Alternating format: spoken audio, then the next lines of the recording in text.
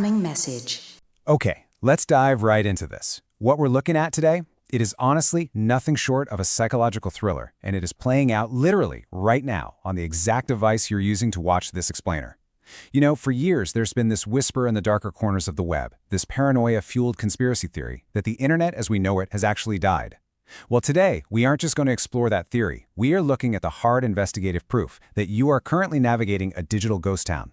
We're pulling back the curtain on a massive, hidden deception that has turned the World Wide Web into this dark, lonely stage filled with totally fake actors. Think about it for a second. When was your last truly real human interaction online? Think about the last comment that really made you feel seen, Or maybe it was a reply that made you laugh out loud. Or a post you made that finally caught fire and made you feel like you were contributing something meaningful. I gotta warn you right up front, though. The statistical probability that any of those moments involved a living, breathing human being on the other end, it's terrifyingly low.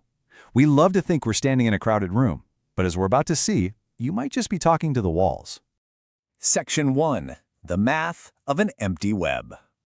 Let's move from that eerie feeling of isolation into the cold, hard statistics, right? Because what started as this fringe idea back in 2021 has absolutely transformed into a chilling mathematical reality. The data really speaks for itself. According to a rather frightening 2024 cybersecurity report by Imperva, exactly 49.6% of all internet traffic was found to be completely non-human. Bots, automated scripts, the whole 9 yards. Almost exactly half of the internet has simply gone dark. But remember, this is just the average across the entire web, everything from your local banking site to some obscure cooking blog. When we narrow our focus down to the places where you actually spend your time, like social media, the numbers get way, way worse. The historical comparison perfectly illustrates just how fast we lost the web. Back in 2017, which, let's be honest, feels like literal ancient history now, a study from USC estimated that between 9 and 15% of Twitter accounts were bots. And at the time, that felt like a massive scandal. But look at our post-AI reality in 2024. The explosion of AI content generation since 2022 has just completely obliterated those old metrics. Analysts now estimate that on social media platforms, bot traffic accounts for somewhere between 60 to 80% of all activity. Just let that sink in for a second. Up to 80% of the engagement, the absolute outrage, the trends you scroll through, they're entirely manufactured. It really gives you a sinking feeling of just how deep our digital isolation has actually become. Section 2. Uncovering the Floodify Scandal. And this brings us to the real climax of our investigation. I mean, if the internet is mostly fake, who on earth is pulling the strings? 4 million. Let's just sit with the sheer scale of that deception for a moment. In May of 2026, the world finally got its answer, proving that the monsters in the dark aren't just a couple of rogue hackers in a basement, they are massive corporate entities. The Floodify scandal exposed an organized shadow network of over 4 million completely fake, incredibly sophisticated accounts. We aren't talking about dormant profiles with no picture. These were active, seemingly real personas deployed across TikTok, YouTube, and Instagram. 4 million digital ghosts haunting the platforms you use every single day. So it's absolutely crucial to understand exactly what this shadow network was actually doing. They were artificially pushing content to trending status. They were generating massive amounts of fake comment engagement to simulate public opinion. And perhaps most dangerously of all, they were manipulating the recommendation algorithms. And here is the truly terrifying part of all this. This wasn't some malicious cyber attack. No, it was a business. Floodify was a calculated, highly paid service. They had clients. Real people and actual corporations were paying to artificially construct the very things you perceive as viral reality. Section 3. Your fake day online.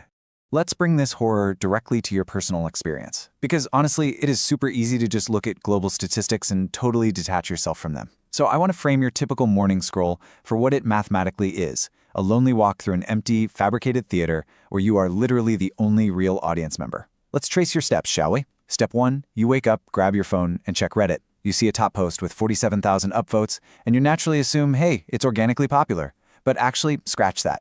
A 2023 investigation revealed that coordinated upvote rings can push a post from absolute zero to the front page of the internet in just 90 minutes. The consensus is completely an illusion. Okay, step 2, you move over and scroll Instagram. Let's brutally dissect the math of your morning Instagram validation. You post a photo or maybe a story, and boom, you get some early likes and comments. Feels good, right? Well, statistically speaking, out of the very first 6 accounts that engage with you this morning, 3 of them are entirely fake. Yep. Half of that dopamine rush you're experiencing, half of that warm social validation you feel, it is being fed to you by lines of code. And let's move right to step 3 to see how this all builds up. You sit down with your coffee to watch a YouTube video that's currently trending globally with, say, 800,000 views. Studies have shown that up to 30% of views on trending YouTube content are actually generated by organized click farms. Just think about what that means for your daily life. You have likely not had a genuine, unmanipulated online interaction in years. Genuine interaction at a viral scale is, for all intents and purposes, an illusion. You just didn't know it until right now. Section 4. Curated by ghosts. This shifts our focus to the darkest, most impactful truth of this entire investigation. These bots, they are not merely inflating view counts and likes for vanity's sake. They are fundamentally shaping human reality. I really want you to internalize this. Your entire information diet has been curated by fake people. Now, why does this matter? Because social media algorithms simply do not know the difference between a real human and a highly sophisticated bot. The algorithm just looks at engagement signals to decide what to show you next. So if a bot farm artificially inflates a specific political viewpoint or a cultural trend, the algorithm pushes that content straight into your feed, assuming it's what real people want to see. Your political views, your cultural norms, your very sense of what is normal in society today, it's being curated and filtered through a lens of bot-inflated signals that does not actually exist in the physical world. You are reacting to the opinions of ghosts. Section 5. The business of ghosts. As we wrap up this explainer, we really have to look at the final, horrifying picture. We have to understand the why behind all this digital emptiness. Let's redefine our core concept here. The dead internet is no longer just some paranoid conspiracy theory to be casually dismissed. It is a cold, calculated modern business model. It relies on massive networks of non-human accounts to fabricate engagement completely out of thin air.